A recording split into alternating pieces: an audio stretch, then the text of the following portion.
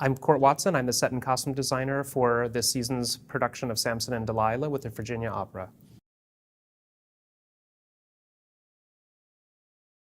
I think it is worth saying welcome home.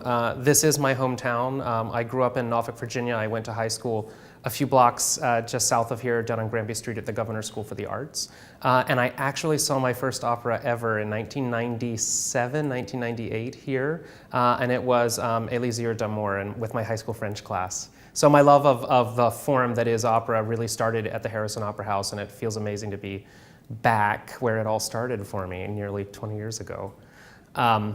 Samson and Delilah, like any show that I would design, is really a response to the text. Everything that I do starts with the libretto and the score, and then it works out from there to a director's interpretation of where we're going to put it, when we're going to put it. So this production, we're setting it kind of in a fascist world that feels a lot like the early 30s.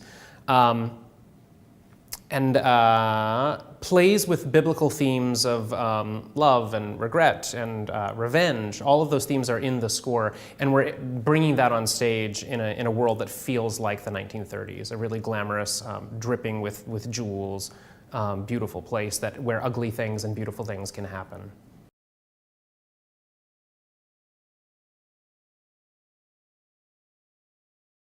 One of the things that I do is balance the universe of art and the universe of reality in the same place. This show has 4 different settings, and I have to juggle how much money we can afford to spend on something. So what we've done is created a unit set that goes through several different phases. It's inspired by fascist architecture from the 1930s and by the architecture and theatrical design work of 2 gentlemen, Adolphe Appia and Gordon Craig. People who've studied theater history will see those references on stage and know them automatically, and people who don't will understand the kind of larger-than-life architecture of power that you would suggest with gigantic columns on stage. And of course, at the end of the Bacchanal, Samson brings down the temple. I don't think that's a plot spoiler if anybody's familiar with the story of Samson and Delilah.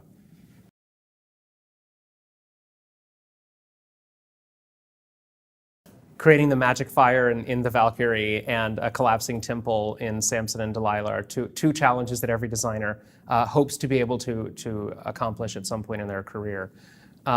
For me, I always think low-tech is best, so I like to start with the biggest problems in a piece and work backwards from there rather than facing something as an obstacle. I look at those as opportunities to find creative solutions. So I'm creating a universe of columns on stage that are all rigged to come apart at the very end of the show. And I think it will hopefully leave people gasping for breath and leaping to their seats to applaud at the end of the show.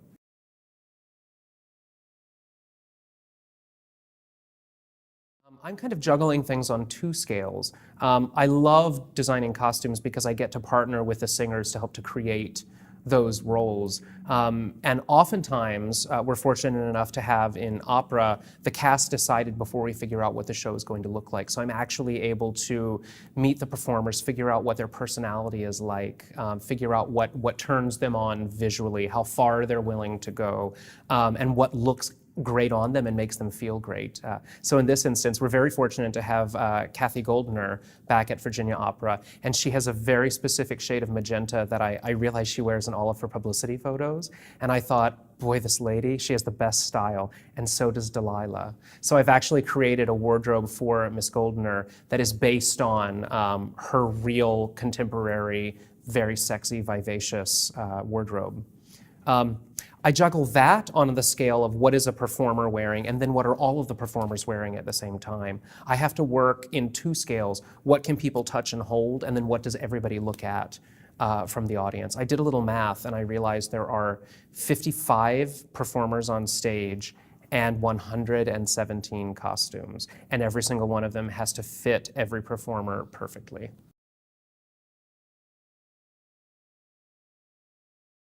So the interesting thing about Samson, if we're setting the show in a world that feels like the 1930s, he has one foot in an ancient and respected tradition and one foot in a modern place. And he's being pulled in two different directions with his heart, as far as he feels about Delilah, and with his faith.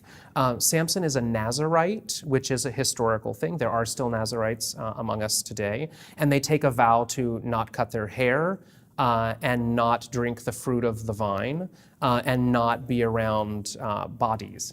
And all of those things happen to Samson as one by one his faith is sort of stripped away from him, and then he summons his courage back at the very end.